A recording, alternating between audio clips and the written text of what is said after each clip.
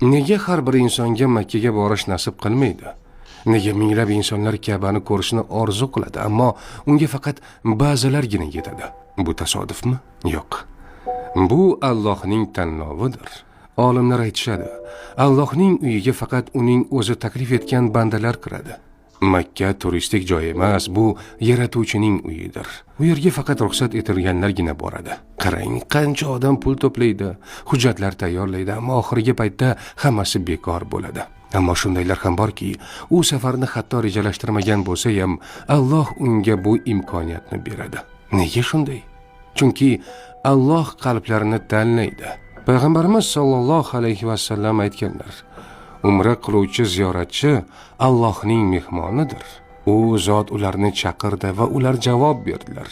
Agar ular undan bir narsa so'rasalar, Alloh ularga beradi. Agar mag'firat so'rasalar, Alloh